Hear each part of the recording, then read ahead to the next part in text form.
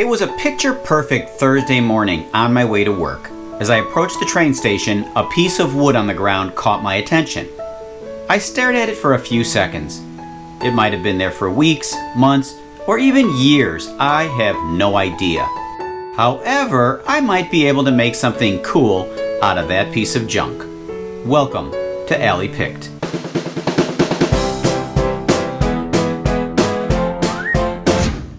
I left the scrap wood there until after work. I knew nobody would take it. I took it home so I could make something useful out of it. First thing to do is clean off all the years of caked on dirt.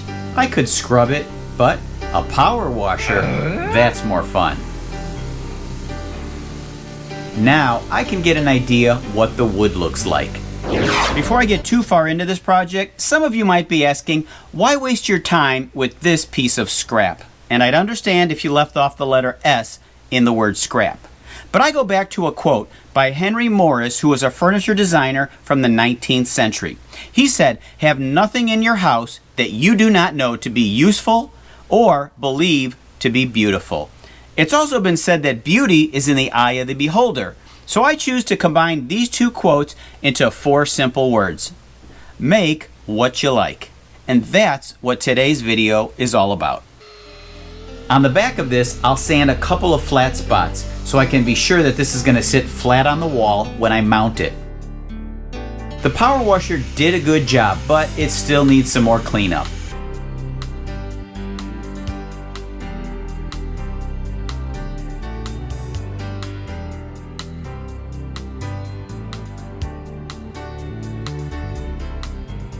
I'll test out a couple different color stains on the backside. I do like this provincial, but it's a bit too dark, so I'm going to pre-treat the wood using some paint thinner. This will cause the stain to apply a couple of shades lighter.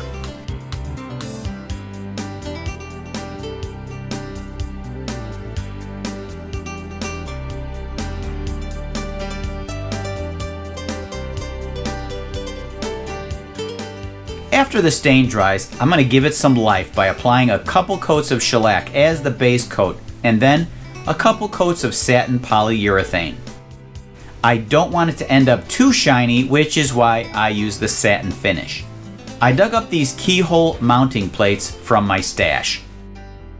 I've never installed one of these, so I'm just winging it.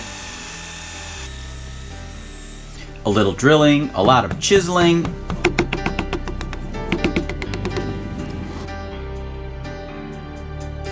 A little more drilling,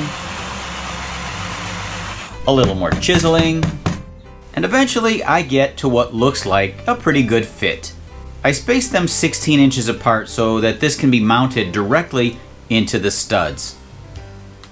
For the hooks, I have several options on hand. I like these hooks that resemble railroad tie spikes. Seems appropriate considering I found this 10 feet away from the train tracks. The first one lays perfectly. The second one requires some chiseling so that both hooks lay on the same horizontal plane.